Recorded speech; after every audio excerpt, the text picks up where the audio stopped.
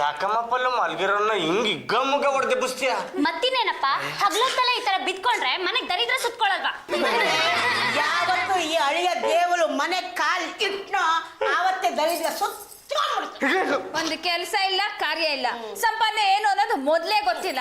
ಚೆನ್ನಾಗಿ ಗದ್ಗದು ಸಿಕ್ ಜಾಗದಲ್ಲಿ ಬಿದ್ಕೊಳ್ಳೋದು, ಬರೀ ಇಷ್ಟೇ ಆಗೋಯ್ತು. ಚಪ್ಪ ಆಡೋ ಮಾತ್ಕೊಂದು ಅರ್ಥ ಬೇಡವೇನೆ? ಜಾಜಿ ಅವರು ಹೇಳಿದ ಕೆಲಸ ಎಲ್ಲ ಮುಗಿಸಿದ್ವಿ. ದೋಸೆ ತಿನ್ಕೊಂಡ್ ಕೂತಾಗ ಸ್ವಲ್ಪ ಮಂಪ್ರ ಹತ್ಬಿಡ್ತು, ಅದಕ್ಕೆ ಹೀಗಂದದ. ನೋ ನಿಮ್ದು ಹಾಳಾಗಿ ಹೋಗಿ ಕಣೋ. ನಾನು ಗಂಡುಗಳು ಅಂಶದ ಏಕೈಕ ಮನೆಯ ಹಿಗ್ಗ ಮುಗ್ಗ ಅನ್ನಿಸ್ಕೋಬೇಕನೋ ಅದು ಕೆಲಸದೊಳಗೆ. ಕೆಲಸದವಳಲ್ಲ, MSc ಮೇಡ್ ಸರ್ವೆಂಟ್ ಚಂಪಾಕಲಿ ನಮ್ ಕಾರ್ಮಿಕ ಸಂಘಕ್ಕೆ ನಾನೇ ಪ್ರೆಸಿಡೆಂಟ್.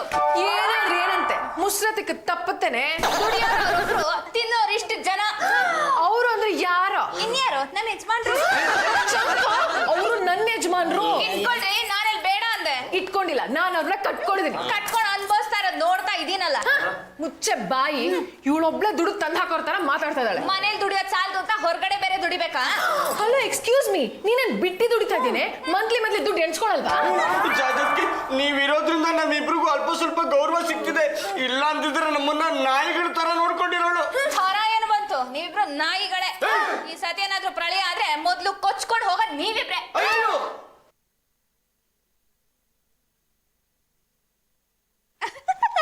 ನೀನ್ ಜಾಸ್ತಿ ಕಿಸಿ ಬೇಡವೆ. ಯಾಕೋ? ಝೂನಲ್ಲಿರೋ ಮಂಗನ್ ನೋಡ್ದಂಗ ಆಗುತ್ತೆ. ಹಾಗಂತ ನನ್ ಮುಖನೇ ನೋಡ್ತಾ ಇದೀರಾ? ಒಳ್ಳೆ ಗಡವಿದ ತರ. ವಿಪರೀತ ಖರ್ಚು ಮಾಡ್ತಾ ಇರೋ ದರಿದ್ರ ಮುಖ ಯಾವ್ದು ಅಂತ ನಾನು ತಡಕಾಡ್ತಾ ಇದ್ದೀನಿ. ಎಲ್ಲ ನಾನು ಒಬ್ಳೆ ತಿಂತೀನ? ಈ ಮನೆಯಲ್ಲಿ ತಿನ್ನೋದಿಕ್ಕೆ ಅಂತಾನೆ ಬೇರೆ ಜನ ಇದ್ದಾರೆ. ಆದಷ್ಟು ಬೇಗ ಈ ಖರ್ಚುಗಳಿಗೆಲ್ಲ ಕಡಿವಾಣ ಹಾಕ್ತಾ ಇದ್ರೆ ನಾನು ಕಂಬಿ ಕಿತ್ಕೊಂಡು ಹೋಗ್ಬೇಕಾಗುತ್ತೆ. ನಾನು ಸ್ವಂತಕ್ಕೆ ಅಂತ ಒಂದ್ ಲಿಪ್ಸ್ಟಿಕ್ ಬಳಸಿಲ್ಲ. ತುಟಿ ಕೆಂಪ್ ಮಾಡ್ಕೋಬೇಕು ಅನ್ಸ್ದಾಗೆಲ್ಲ ಒಂದ್ ಬೀಡ ತಿಂದು ಸುಮ್ನೆ ಆಗ್ತೀನಿ. ಏನಾಯ್ತು? ಯಾವ್ದೇ ಇದು 30,000 ರೂಪಾಯಿ ಬಿಲ್ಲು. ನಿಮ್ ಎಂಡ್ರವ ಮುಖಕ್ಕೆ ಬಣ್ಣ ಬಳ್ಕೊಳ್ಳೋದಕ್ಕೆ ಅಂತ ಹೊಸ ಕಾಸ್ಮೆಟಿಕ್ ಬಾಕ್ಸ್ ತರ್ಸ್ಕೊಂಡಿದ್ದಾರೆ. ಆದ್ರೆ ಬಾಬತ್ತು ಅಲ್ಲ, ಬರೀ ಒಂದು ದಿವ್ಸಕ್ಕೆ ಇಷ್ಟೊಂದು ಖರ್ಚು ಅಂದ್ರೆ ನನ್ನಂತ ಇರ್ಬೇಕಾ ಇಲ್ಲ ಎಲ್ಲಾದ್ರೂ ಹೋಗ್ಬಿಡ್ಬೇಕಾ?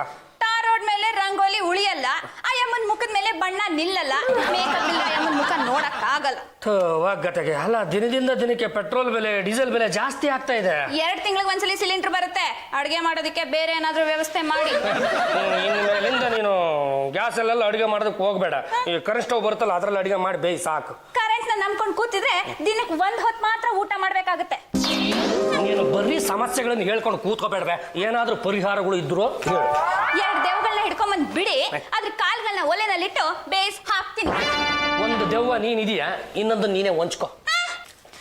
ರಾಮ ಗಂಡುಗಲಿ ವಂಶದ ಮನೆಯಲ್ಲಿ ದೆವ್ವಗಳ ಬಗ್ಗೆ ಮಾತಾಡ್ತಿರಲ್ಲ, ನಾಚಿಕೆ ಆಗಲ್ಲ ನಿಮ್ಗೆ? ಆ ಕತೆ ಹೇಳಿದ್ ನೀವೇ ಅಂತ ಮರ್ತ್ಬಿಟ್ರ? ಅದು ವಿಠಲಾಚಾರ್ಯರ ಸಿನಿಮಾ ನೋಡಿದ್ದೆ, ಅದಕ್ಕೆ ಆ ಕತೆ ಹೇಳಿದೆ. ಅಂತ ದೆವ್ವಗಳು ಸಿಕ್ಕಿದ್ರೆ ನಿಮ್ ಮಗನ್ ಹಿಡ್ಕೊಂಬರಕ್ ಹೇಳಿ. ಹಬಿ, ಬೆಳಗ್ಗೆ ಎದ್ದ ತಕ್ಷಣ ಈ ಚಂಪನ್ ಜೊತೆ ಲಲ್ಲೆ ಹೊಡಿತೀರಲ್ಲ, ಇದು ಬಿಟ್ಟು ಬೇರೆ ಕೆಲಸ ಇಲ್ವಾ ನಿಮ್ಗೆ?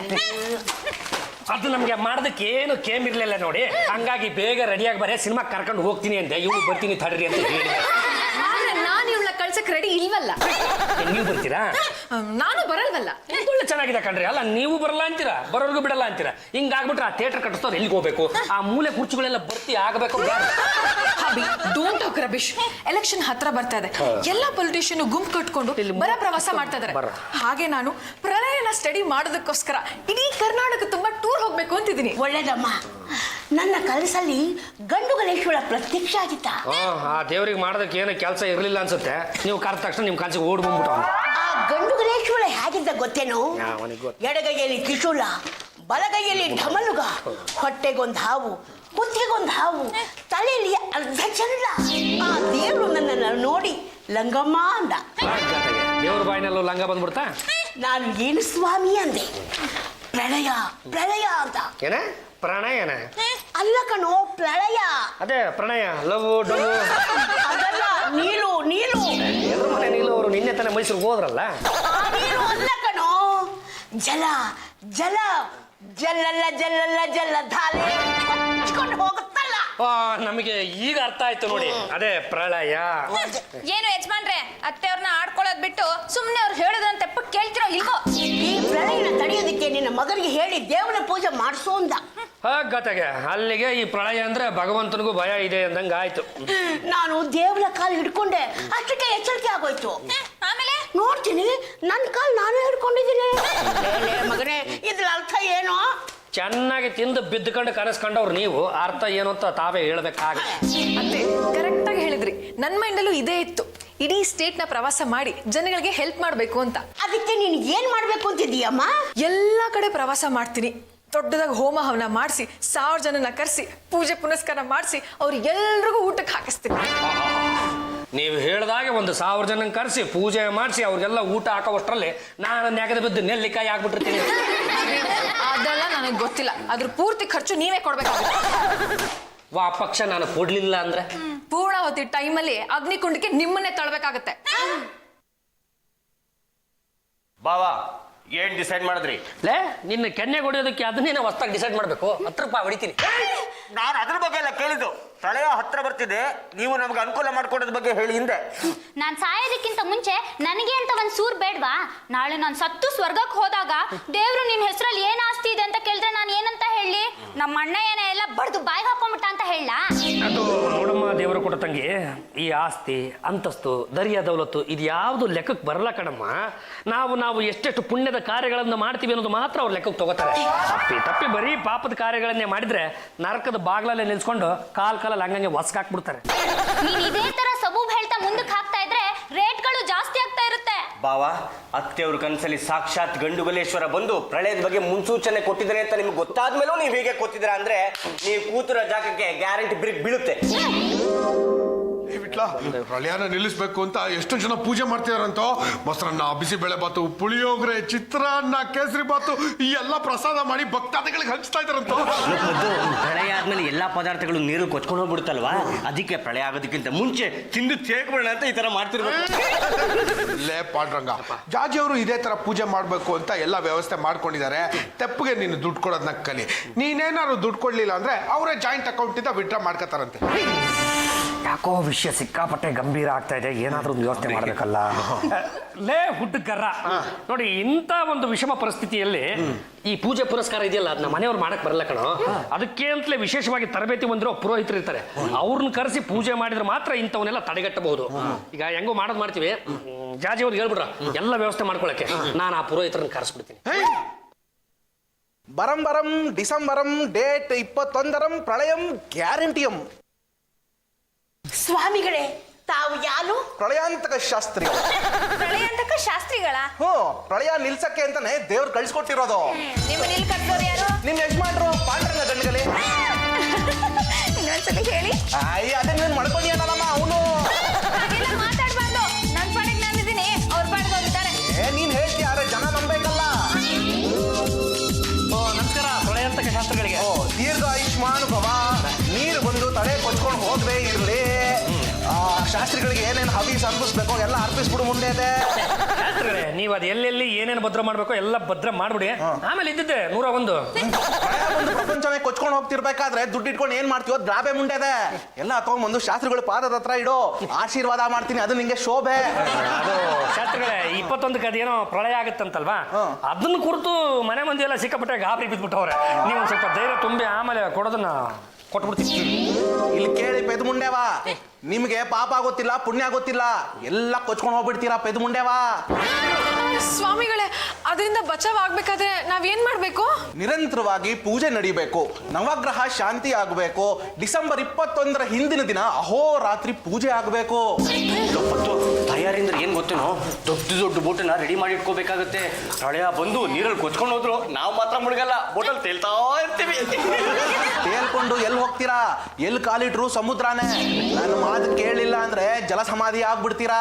ನಿಮ್ ಪಿಂಡನ ನೀವೇ ಇಟ್ಕೊಂಡ್ಬಿಡ್ತೀರಾ. ತಪ್ಪಾಯ್ತು ಶಾಸ್ತ್ರಿಗಳೇ, ಅದೇನ್ ಮಾಡ್ಬೇಕು ಅಂತ ನೀವೇ ಹೇಳ್ಬಿಡಿ. ನಿರ್ಜಲ ಜಲಾವ್ರತ ಅಂತ ಆಚರಣೆ ಮಾಡ್ಬೇಕು. ನಿರ್ಜಲ ಜಲಾವೃತ ಅಂದ್ರೇನು? ರಂಗಮ್ನವ್ರೆ, ನಿಮ್ ಬಾಯಿಂದ ಅಪಭ್ರಂಶ ಬರ್ತಾ ಇದೆ, ನರಜನ್ಮದ ಅಂತ್ಯ ಆಗ್ಬಿಡುತ್ತೆ. ಮುಂದೆ ಇದೆ. ಶಾಸ್ತ್ರಿಗಳೇ, ಅವ್ರಿಗೆ ಈ ಜನ್ಮ ಅಲ್ಲ, ಇನ್ನು 7 ಜನ್ಮ ಎತ್ತು ಬಂದ್ರೆ ರಕಾರ ಬರಲ್ಲ. ನಿಮ್ಮ ಪಾಡಿ ನೀವು ಹೇಳ್ಕೊಂಡು ಹೋಗಿ. ಆದರೂ ನಾವು ವ್ರತದ ಬಗ್ಗೆ ತಿಳ್ಕೊಳ್ಳೇಬೇಕು. ಪ್ರತಿಯೊಂದು ಯುಗಕ್ಕೂ ಅಂತ್ಯ ಅಂತ ಇರುತ್ತೆ. ಅದೇ. ಯುಗಾಂತ್ಯ ಆಗೋ ಮುಂಚೆ ಪ್ರಳಯ ಆಗುತ್ತೆ. ಈ ಪ್ರಳಯ ಆಗೋಕ್ ಮುಂಚೆ 100 ದಿನದ ಹಿಂದ್ರಿಂದ ವ್ರತ ಆಚರಿಸ್ಬೇಕಾಗುತ್ತೆ. ಅಲ್ಲ, ನಾವು ಏನ್ ಮಾಡ್ಬೇಕು ಅಂತ ಡೈರೆಕ್ಟ್ ಆಗಿ ಹೇಳ್ಬಿಡ್ರಿ. ಇವಾಗ ಪ್ರಳಯ ದಿನದವರೆಗೂ ಮನೆ ಮಂದಿ ಎಲ್ಲ ಸೇರಿ ನಿರ್ಜಲ ಜಲಾವ್ರತ ಆಚರಿಸ್ಬೇಕಾಗತ್ತೆ. ಅದ್ರ ಪ್ರಕಾರ ಯಾರು ನೀರನ್ನು ಮುಟ್ಟೋ ಹಾಗಿಲ್ಲ, ಬಳಸೋ ಹಾಗಿಲ್ಲ. ಮತ್ತೆ ಸ್ನಾನ ಮಾಡೋದಿಕ್ಕೆ ಬಳಸಬಾರದು.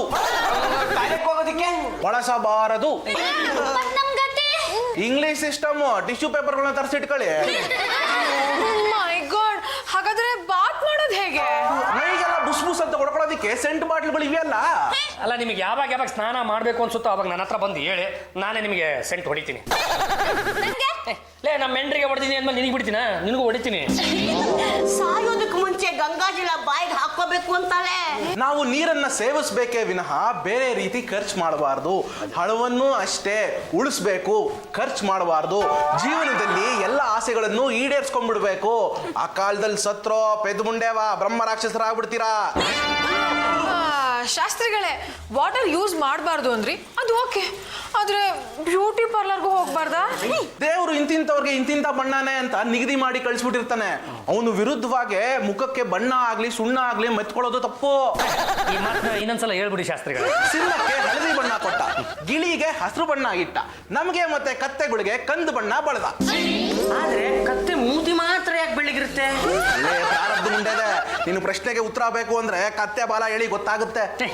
ಅದು ಶಾಸ್ತ್ರಿಗಳೇ, ನಮ್ಮ ಮನೆ ತನಕ ಬಂದು ಕಷ್ಟಪಟ್ಟು ಎಲ್ರಿಗೂ ಈ ಪ್ರಳಯದ ಬಗ್ಗೆ ಎಚ್ಚರಿಕೆ ಕೊಟ್ಟಿದ್ರ, ತುಂಬ ಧನ್ಯವಾದಗಳು. ಈಗ ಒಂದು ಸ್ಮಾಲ್ ಪ್ರಶ್ನೆ. ಈಗ ನೋಡಿ, ಪ್ರಳಯ ಆಗ್ಬಿಡುತ್ತೆ, ಎಲ್ಲರೂ ಹೋಲ್ಸೇಲ್ ಆಗಿ ನಿಗತ್ಕೊಂಡ್ ಬಿಡ್ತೀವಿ ಅಂತ ಇಟ್ಕೊಳ್ಳಿ. ಆವಾಗ ತಿಥಿ ಮಾಡೋರು ಯಾರು ಅಂತ? ಘಟಶ್ರಾದ್ದ ಅಂತ ಒಂದು ಸ್ಕೀಮ್ ಇದೆ.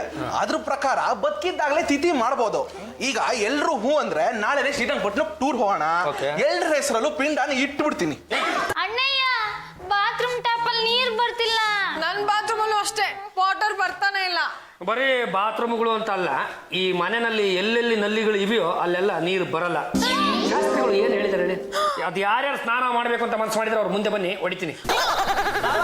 ನೀರ್ ಬರುತ್ತೆ ಅನ್ನೋ ಗ್ಯಾರಂಟಿ ಮೇಲೆ ನಿತ್ಯ ಕರ್ಮ ಕೂತ್ಕೊಂಡ್ಬಿಟ್ಟಿದೀನಿ. ಇವಾಗ ಏನ್ ಮಾಡ್ಲಿ? ಲೇ, ಅಲ್ಲೇ ಪಕ್ಕದಲ್ಲಿ ಟಿಶ್ಯೂ ಪೇಪರ್ ಇಟ್ಟಿದ್ದೀನಿ ನೋಡು. ಕಾಯ್ತಿಲ್ವೇ? ಲೇ ಪಾಂಡ್ರಂಗ, ನೀನ್ ಟಿಶ್ಯೂ ಪೇಪರ್ ತಂದಿದ್ದ ಅದಕ್ಕ? ಮತ್ತಿನ್ನೇನು ಕನ್ಕೊಂಡ್ಬಿಟ್ಟಿದ್ದಪ್ಪ? ಅಯ್ಯೋ, ನೀನು ಲೆಕ್ಕ ಬರೆಯಕ್ ತಂದಿದ್ಯಾ ಅಂತ ಅಲ್ಲಿಂದ ತಗೊಂಡೋಗಿ ನಿನ್ ಫೈಲ್ ಒಳಗೆ ಇಟ್ಬಿಟ್ಟೆ. ಈಗೇನ್ ಮಾಡ್ಲಿ? ಪ್ರಳಯ ಆಗೋವರೆಗೂ ಈ ಮನೆಯಲ್ಲಿ ಇದೇ ಸಿಸ್ಟಮ್ ಇರುತ್ತೆ. ಓ ಮೈ ಗಾಡ್, ಇನ್ನು 3 ತಿಂಗಳು ನಾವು ಹೀಗೆ ಇದ್ರೆ ನಮ್ ಗತಿ ಏನಾಗ್ಬೋದು? ಓ ಮೈ ಗಾಡ್, ನಾನು ಇಷ್ಟು ಬೇಗ ಬೆಗ್ಗರ್ ಆಗ್ತೀನಿ ಅಂತ ಅನ್ಕೊಂಡಿರ್ಲಿಲ್ಲ. ಅಂದ್ರೆ ಲೇಟ್ ಆಗಾದ್ರೆ ನೀವು ಆಗದ್ ಬೆಗ್ಗರ್ ಅಂತ ನಿಮ್ಗೆ ಗೊತ್ತಿಲ್ಲ? ಚಂಪ, ನೋಡಕ್ ರಮೇಶ್, ಸಾಕು ಸುಮ್ಮನೆ ರೀ. ನಿಮ್ಮಿಂದಾಗಿ ಇವತ್ತು ನಾವ್ ಎಲ್ರು ಭಿಕ್ಷಕರಾಗ್ಬಿಟ್ಟಿದೀವಿ. ಸ್ನಾನ ಮಾಡಿ 3 ತಿಂಗಳಾಯ್ತು, ಮೈಯೆಲ್ಲ ಬರೀ ಒಗ್ಗರಣೆ ವಾಸನೆ ಬಡಿತಾ ಇದೆ. ಜಾಜಕ್ಕೆ ನಿಮ್ ಮುಂದೆ 200 ರೂಪಾಯಿ ಕೈ ಚಾಟಿ ಚಾಟಿ ಚಾಟಿ ಎಲ್ಲರ ಮುಂದೆನೂ ಕೈ ಚಾಚೋ ಪರಿಸ್ಥಿತಿ ತಂದ್ಬಿಟ್ರಲ್ರಿ. ಮೊದ್ಲೇ ನನಗೆ ಯಾರು ಹೆಣ್ ಕೊಡ್ತಿರಲಿಲ್ಲ, ಈಗ ಈ ಪರಿಸ್ಥಿತಿಲಿ ನನಗೆ ಯಾರು ಹೆಣ್ ಕೊಡ್ತಾರೆ? ಯೋಚನೆ ಮಾಡ್ಬೇಡ ಕಡೆ ಬಂದು ಯಾವ್ದಾದ್ರು ಭಿಕ್ಷಕರ ಮಗಳು ಸಿಗ್ಬೋದು. ಬೆಟ್ಟನ್ ಮೇಲೆ ಮನೆ ಮಾಡ್ಬೇಕು ಅಂತ ಅನ್ಕೊಂಡಿದ್ದೆ, ಆದ್ರೆ ಆ ಬೆಟ್ಟ ನೋಡೋಷ್ಟ್ರಲ್ಲೇ ಎಲ್ಲಿ ಚಟ್ಟ ಸೇರ್ಬಿಡ್ತೀನೋ ಅಂತ ಭಯ ಆಗ್ತಿದ್ಯಲ್ಲಪ್ಪ. ನಮಸ್ಕಾರ ಮೇಡಮ್, ನಮ್ದು ಶಂಕವಾದ್ಯ ಪತ್ರಿಕೆ. ನೀವೆಲ್ಲ ಯಾರು ಭಿಕ್ಷುಕ್ರ? ನೋಡಿದ್ರೆ ಗೊತ್ತಾಗಲ್ವೇನ್ರಿ, ಅಪ್ಪಟ ಭಿಕ್ಷುಕರು. Vitla, don't talk Ramesh. Sir, ನನ್ನ ಹೆಸರು ಜಾಜಿ ಜಂಬಲ್ದಿನ್ನಿ ಅಂತ, ಮಹಿಳಾ ಸಂಘದ ಪ್ರೆಸಿಡೆಂಟು, ಸಮಾಜ ಸೇವಕಿ. ಆಕ್ಚುಲಿ ನಾನು ನಿರ್ಜಲ ಜಲಾವೃತ ಅಂತ ಒಂದು ವ್ರತ ಮಾಡ್ತಾ ಇದ್ದೀನಿ. ಆ ಪ್ರಾಬ್ಲಮ್ಸ್ ಎಲ್ಲ ಲಿಸ್ಟ್ ಔಟ್ ಮಾಡ್ಕೋತೀವಿ, ಹಾಗಾಗಿ ಈ ವೇಷ. ನೋಡೋಕೆ ತೇಟ್ ಭಿಕ್ಷುಕ್ರ ತರನೇ ಕಾಣ್ತಾ ಇದ್ದೀರಾ. ಮುಂದೆ ನೀವೆಲ್ಲ ಭಿಕ್ಷುಕರಾಗೋ ಸಾಧ್ಯತೆ ಏನಾದ್ರು ಇದೆಯಾ? ಈಗಲೇ ಆ ಪರಿಸ್ಥಿತಿಲಿ ಇದೀವಿ. ಚಂಪಾ, ಸುಮ್ಮನೆ ನಾನ್ ಸುಮ್ನಿರ್ಬೋದು, ಆದ್ರೆ ನಾನು ಹೊಟ್ಟೆ ಸುಮ್ನಿರುತ್ತಾ? ನೋಡಿ ಸರ್, ಯಾರಾದ್ರೂ ನಮ್ಮನ್ನ ಭಿಕ್ಷುಕರು ಅಂತ ತಪ್ಪು ತಿಳ್ಕೊಂಡು ಭಿಕ್ಷೆ ಹಾಕಿದ್ರೆ ಅಂತ ಭಿಕ್ಷೆನ ನಾವು ಬೇರೆ ಭಿಕ್ಷುಕರಿಗೆ ದಾನ ಮಾಡ್ತೀವಿ. ಸರ್, ಈ ವಿಷಯನ ನಿಮ್ಮ ಪೇಪರಲ್ಲಿ ದೊಡ್ಡದಾಗಿ ಹಾಕ್ಸಿ ಸರ್. ಸರ್, ಒಂದು ಫೋಟೋ ತಗೊಳ್ಳಿ.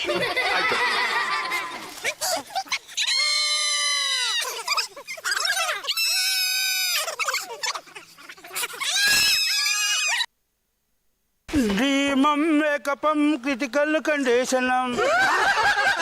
ನನ್ನ ಏರಿಯಾಗೆ ಯಾರೋ ಭಿಕ್ಷುಕರು ಬಂದ್ಬಿಟ್ಟವ್ರಲ್ಲ, ಇವ್ರನ್ನ ಹೆಂಗಾರ ಮಾಡಿ ಓಡಿಸ್ಬೇಕು.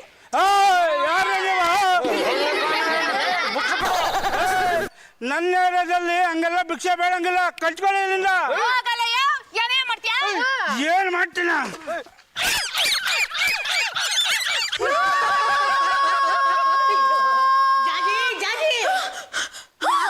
ಬಡ್ಕೋತಾ ಇದೀಯಾ?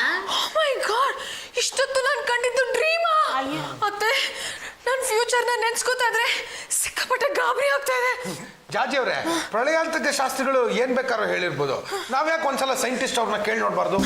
ಕರೆಕ್ಟ್, ಸೈಂಟಿಸ್ಟ್ ನ ಕರ್ಸೋಣ, ಪ್ರಳಯದ ಬಗ್ಗೆ ಅವ್ರು ಏನ್ ಹೇಳ್ತಾರೆ ಅಂತ ತಿಳ್ಕೊಳ್ಳೋಣ.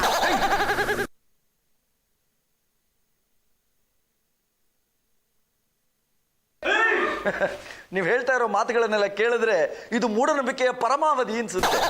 ಅಲ್ಲ, ಸೈನ್ಸ್ ಇರೋದು ಯಾಕೆ, ಸೈಂಟಿಸ್ಟ್ಗಳಿರೋದು ಯಾಕೆ? ನಮ್ಮಂಥವ್ರು ಇರೋದೇ ಈ ಮೂಢನಂಬಿಕೆಗಳನ್ನ ಹೋಗ್ಸೋದಕ್ಕೆ. ಈ ವಿಶ್ವದಲ್ಲಿ ಪ್ರಕೃತಿ ಸಹಜವಾದ ಕ್ರಿಯೆಗಳೆಲ್ಲ ನಡೀತಾ ಇರುತ್ತೆ, ಆದ್ರೆ ನಾವು ಅದಕ್ಕೆ ಪ್ರಳಯದ ಬಣ್ಣಗಳನ್ನು ಕಟ್ಟಬಾರ್ದು. ಆದ್ರೆ ಆ ಶಾಸ್ತ್ರಿಗಳು ಪ್ರಳಯ ಆಗಿ ಎಲ್ಲ ಕಡೆ ನೀರ್ ನುಗ್ಗಿ ನಾವೆಲ್ಲ ಕೊಚ್ಕೊಂಡು ಹೋಗ್ತೀವಿ ಅಂತ ಹೇಳ್ತಾ ಇದಾರೆ. ಎಂಥದೂ ಇಲ್ಲ. ನಾನು ಪ್ರಳಯದ ದಿನಾನೇ ನನ್ನ ಹೆಂಡತಿನ ಕರ್ಕೊಂಡು ಕಾಶ್ಮೀರಕ್ಕೆ ಹನಿಮೂನ್ಗೆ ಹೋಗ್ತಾ ಇದ್ದೀನಿ. ಗತಗ ರೇ ಜಾಜಂಬಲ್ದಿನಿ ಅವರು. ಅಲ್ಲ, ವಿಜ್ಞಾನಿಗಳೇ ಅವ್ರ ಎಂಟ್ರನ್ನ ಕರ್ಕೊಂಡು ಅಲ್ಲೆಲ್ಲೋ ಏನಕ್ಕೋ ಹೋಗ್ತಾರೆ ಅಂದಮೇಲೆ ನಾವ್ಯಾಕೆ ಈ ಮನೆಯಲ್ಲಿ ಇರಬೇಕು? ನಾವು ಹನಿಮೂನ್ಗಂತ ಎಲ್ಲರೂ ಹೋಗೋಣ. ಪ್ರಳಯ ಏನಾರು ಆಗೋದಿತ್ತು ಅಂದ್ರೆ ಅಲ್ಲಿ ಹಾಕೊಳ್ಳಿ. ನ್ಯಾಷನಲ್ ಕಾಲೇಜ್ ಎಚ್ ನರಸಿಂಹಯ್ಯನವರು ಗ್ರಹಣದ ದಿವಸನೇ ಉಪ್ಪಿಟ್ಟು ಮಾಡಿಸಿ ನ್ಯಾಷನಲ್ ಕಾಲೇಜ್ ಹಂಚಿದ್ರು. ಯಾಕೆ? ಅವರಿಗೆ ಉಪ್ಪಿಟ್ಟು ಚೆನ್ನಾಗಿ ಮಾಡಕ್ ಬರುತ್ತೆ ಅಂತ ತೋರಿಸ್ಕೊಳ್ಳೋದಿಕ್ಕೆ. ಅಲ್ವೋ ಗುಗ್ಗು, ಗ್ರಹಣದ ದಿವಸ ಉಪವಾಸ ಮಾಡಬೇಕು ಅನ್ನೋ ಮೂಢನಂಬಿಕೆನ ಹೋಗ್ಸೋದಕ್ಕೆ. ಹಾಗೆ ನಾವು ಹನಿಮೂನ್ಗೆ ಹೋಗ್ತಿರೋದು, ನಾವು ಸಂತೋಷವಾಗಿದ್ದೀವಿ, ಯಾವುದೇ ಪ್ರಳಯಕ್ಕೂ ನಾವು ಹೆದರೋದಿಲ್ಲ ಅಂತ ಇಡೀ ಜಗತ್ತಿಗೆ ಸಾರಿ ಹೇಳೋದಕ್ಕೆ. ಅದು ವಿಜ್ಞಾನಿಗಳೇ, ನಮ್ಮ ಆಕೆಗೆ ಇನ್ನೊಂದ್ಸಲ ನಾನು ಕರ್ಕೊಂಡು ಹನಿಮೂನ್ಗೆ ಹೋಗೋದಕ್ಕೆ ನೀವೊಂದು ಮಾತು ಹೇಳ್ಬಿಡಿ. ನೋಡಿಮ್ಮ, ಅದ್ಯಾರೋ ಪ್ರಳಯ ಆಗುತ್ತೆ ಅಂತ ಹೇಳ್ತಿದಾರಲ್ಲ, ಅದೇ ದಿನಾನೇ ನಿಮ್ಮ ಯಜಮಾನ್ರನ್ನ ಯಾವ್ದಾದ್ರು ಒಳ್ಳೆ ರೊಮ್ಯಾಂಟಿಕ್ ಪ್ಲೇಸಿಗೆ ಕರ್ಕೊಂಡು ಹೋಗಿ ಹನಿಮೂನ್ ಮುಗಿಸ್ಕೊಂಡ್ ಬನ್ನಿ. ಇಡೀ ಪ್ರಪಂಚದಲ್ಲಿ ಹುಡುಕರು ಇನ್ನಂತ ಮುಟ್ಟಾಳ ಸಿಗಲ್ಲ ಕಣ. ಸುಂಟ್ರಗಾಳಿ ಸೀನಪ್ಪ, ಯಾಕಪ್ಪ ಇವತ್ತು ಈ ಥರ ರೊಚ್ಚಿಗೆ ದುಡಿದ್ಯಾ? ಮತ್ತಿನ್ನೇನ, ಯಜ್ಞ ಮಾಡೋ ಖರ್ಚನ್ನು ಉಳಿಸ್ಬೇಕು ಅಂತ ನಾನು ಕರೆಸ್ದೆ. ಇನ್ನೆಂಡ್ರು ಸಾವಿರಾರು ಜನಕ್ಕೆ ಊಟ ಹಾಕ್ಸೋದನ್ನ ತಪ್ಪಿಸ್ಬೇಕು ಅಂತ ನಾನು ಕರೆಸ್ದೆ. ನೀರಿನ ಖರ್ಚು ಉಳಿಸ್ದೆ. ಯಾಕೆ ಹೇಳೋ? ಅಲ್ಲ, ನೀನು ಬಂದು ಪ್ರಳಯ ಆಗುತ್ತೆ ಅಂತ ಬಾಂಬ್ ಬಿಟ್ಬಿಟ್ಟಲ್ಲಪ್ಪ, ಅದಕ್ಕೆ. ಅಲ್ಲ, ಈಗ ಯಾರೋ ಸೈಂಟಿಸ್ಟ್ ಬಂದು ಹನಿಮೂನ್ಗೆ ಹೋದ್ರೆ ಪ್ರಳಯ ಆಗಲ್ಲ ಅಂತ ಹೇಳಿದಾನಲ್ಲ, ನಾನು ಹೇಳಿದ ಮಾತಿಗೆ ಎಲ್ಲಿ ಬೆಲೆ ಬಂತು? ಅಲ್ಲ, ಅದು ಹನಿಮೂನ್ ಅಂತ ಆಸೆ ತೋರಿಸ್ಬಿಟ್ಟು ನನ್ನನ್ನು ಯಾಮಾರಿಸ್ಬಿಟ್ರು ಕಣ. ಏನಾದ್ರೂ ಮಾಡ್ಕೊಂಡು ಹಾಳಾಗಿ ಹೋಗು. ಸುಂಟ್ರಗಾಳಿ ಸೀನಾ ಅವ್ರೆ, ಅಲ್ಲ, ತಾವು ಹೀಗೆ ನಡುನೀರಲ್ಲಿ ಕೈ ಬಿಟ್ಬಿಟ್ರೆ ನಮ್ಮಂತ ಬಡಪಾಯಿಗಳ ಪರಿಸ್ಥಿತಿ ಏನಾಗಬೇಕು ಅಂತ. ಮತ್ತೆ ನಾನು ಏನ ಮಾಡ್ಲಿ? ಅಲ್ಲ, ತಾವು ಕೂಡ ನಮ್ಮ ಮನೆಗೆ ಬಂದು ಹನಿಮೂನಿಗೆ ಹೋದ್ರೆ ಪ್ರಳಯ ಆಗಲ್ಲ ಅಂತ ಒಂದು ಮಾತು ಹೇಳಿಬಿಟ್ರೆ ನಮ್ಮ ಹೆಂಡ್ರು ನಮ್ಮನ್ನು ಹನಿಮೂನಿಗೆ ಕರ್ಕೊಂಡು ಹೋಗ್ತಾರೆ. ಒಂದು ಮಗು ಅಂತ ಏನಾದ್ರೂ ನಮ್ಗೆ ಆಗ್ಬಿಡ್ತು ಅಂದ್ರೆ ಅದಕ್ಕೆ ತಮ್ಮ ಹೆಸರನ್ನೇ ಮಡಗ್ಬಿಡ್ತೀವಿ. ಶಾಸ್ತ್ರಿಗಳೇ, ಅದು ಯಾರೋ ವಿಜ್ಞಾನಿಗಳು ಬಂದು ಪ್ರಳಯನೇ ಆಗೋಲ್ಲ ಅಂತ ಹೇಳಿದ್ಲಲ್ಲ. ಆ ವಿಜ್ಞಾನಿಗೆ ಏನಮ್ಮ ಗೊತ್ತು, ಅವ್ರ ಅಜ್ಜಿ ಪಿಂಡ. ವಿಜ್ಞಾನ ಬರೋಕ್ಕಿಂತ ಮುಂಚಿಂದಲೂ ಗ್ರಹಗತಿಗಳಿವೆ. ಪಂಚಾಂಗ ಅನ್ನೋದು ಪುರಾಣ ಕಾಲದಿಂದನೂ ಬಂದಿದೆ. ಶಾಸ್ತ್ರಿಗಳೇ, ನಿಮ್ಮ ಪುರಾಣ ಮುಚ್ಚಿಟ್ಬಿಟ್ಟು ಅದು ಏನು ವಿಷಯ ಅಂತ ಡೈರೆಕ್ಟ್ ಆಗಿ ಹೇಳ್ಬಿಡಿ. ನೋಡಿ ಪೆದ್ಮುಂಡೇವೆ, ಪ್ರಳಯ ಆಗೋತಿಗಿಂತ ಮುಂಚೆ ಏನೇನು ಆಸೆಗಳಿದ್ಯೋ ಎಲ್ಲ ಈಡೇರಿಸ್ಕೊಳ್ಳೋದು ಒಳ್ಳೇದು. ಅಯ್ಯೋ, ನಾನು ಒಂದು ಬಂಗಾಲದ ಡಾಬ್ ಹಾಕೋಬೇಕು ಅಂತ ಆಸೆ ಶಾಸ್ತ್ರಿಗಳೇ. ತಗೊಳ್ಳಿ. ನಾನು ಒಂದೇ ಒಂದು ಮದುವೆ ಆಗ್ಬೇಕು ಅಂತಿದ್ದೀನಿ. ಒಂದೇನು ಎರಡಾಗಯ್ಯ. ಅದು ನೋಡಿ ಶಾಸ್ತ್ರಿಗಳೇ, ನಮ್ಮ ದೌರ್ಭಾಗ್ಯವ. ನಮ್ಗಾಗ್ಲೇ ಮದುವೆ ಆಗಿದೆ, ಆದ್ರೆ ಹನಿಮೂನ್ಗೆ ಹೋಗಕ್ಕೆ ಸಾಧ್ಯನೇ ಆಗಿಲ್ಲ. ನಿಮ್ಮಂತವ್ರು ಇರೋದ್ರಿಂದಲೇ ಕಣಯ್ಯ ಪ್ರಳಯ ಆಗ್ತಿರೋದು. ಮದುವೆ ಆದ್ಮೇಲೆ ಎಲ್ಲ ಶಾಸ್ತ್ರಗಳನ್ನು ಮುಗಿಸ್ಕೊಂಡ್ಬಿಡ್ಬೇಕು. ಪ್ರಕೃತಿ ದತ್ತವಾದ ಕ್ರಿಯೆಗಳನ್ನ ಬಲವಂತವಾಗಿ ತಡೆ ಹಿಡಿಬಾರ್ದು. ನೀನು ಹನಿಮೂನ್ಗೆ ಹೋದ್ಯೋ ಬಚಾವಾದೆ, ಇಲ್ವೋ ನೀನು ನಿನ್ ಹೆಂಡತಿ ಬ್ರಹ್ಮ ರಾಕ್ಷಸರಾಗಿ ದೊಡ್ಡ ಆಲದ ಮರ ಜೋತ್ ಬೀಳ್ತೀರಾ. ನೋಡಿದ್ರೆ ಜಾಸ್ತಿ ಸಿಂಪಲ್ತಿನಿವ್ರೆ, ವಿಜ್ಞಾನಿಗಳು ಹನಿಮೂನ್ಗೆ ಹೋಗು ಅಂತ ಹೇಳಿದ್ರು, ಇವರು ಅದೇ ಮಾತನ್ನ ಹೇಳ್ತಾ ಇದ್ದಾರೆ. ಅಲ್ಲ, ಈಗೇನು ನೀವು ನನ್ನ ಜೊತೆ ಹನಿಮೂನಿಗೆ ಬರ್ತೀರೋ ಅಥವಾ ದೊಡ್ಡ ಆಲದ ಮರದಲ್ಲಿ ಇಬ್ರು ಉಲ್ಟುಲ್ಟ ನೇತಾಡೋಣ? 2 days ಟೈಮ್ ಕೊಡಿ, ಯೋಚನೆ ಮಾಡಿ ಹೇಳ್ತೀನಿ. ಹಾಬಿ ವಾಟ್ ಮೈ ಡಿಯರ್ ಗುಬೆ, ಇನ್ನು ಎಷ್ಟು ದಿನ ಅಂತ ನಿಮ್ನ ವೇಟ್ ಮಾಡಿಸ್ಲಿ? ನಡೀರಿ, ನಾವಿಬ್ರು ಹನಿಮೂನ್ಗೆ ಹೋಗಿ ಬರೋಣ. ರೇ, ನೀವು ಹೇಳ್ತಾ ಇರೋದು ನಿಜಾನೇನ್ರಿ? ನೀವು ಇಲ್ಲೇ ರೀ, ನಾನು ಬೇಗ ಹೋಗಿ ಲಗೇಜ್ನೆಲ್ಲ ಪ್ಯಾಕ್ ಮಾಡ್ಕೊಂಡ್ ಬಂದ್ಬಿಡ್ತೀನಿ. ಲಗೇಜ್ನ ನಾನೇ ಪ್ಯಾಕ್ ಮಾಡ್ಕೊಂಡು ಬರ್ತೀನಿ. My sweet heart.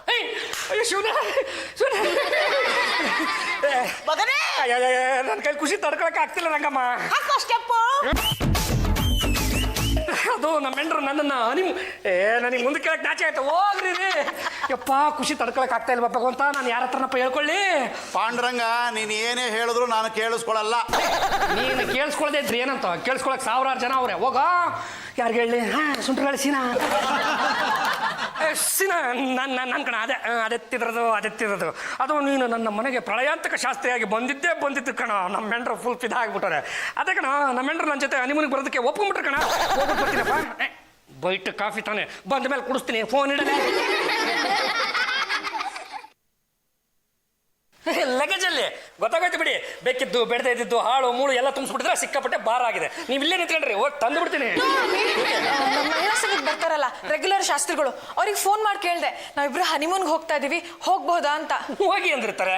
ಇಲ್ಲ, ನಾವಿಬ್ರು ಏನಾದ್ರು ಹನಿಮೂನ್ಗೆ ಹೋದ್ರೆ ಪ್ರಳಯ ಆಗೋದ್ ಗ್ಯಾರಂಟಿ ಅಂತೆ, ಹಾಗಾಗಿ ಹನಿಮೂನ್ ಕ್ಯಾನ್ಸಲ್.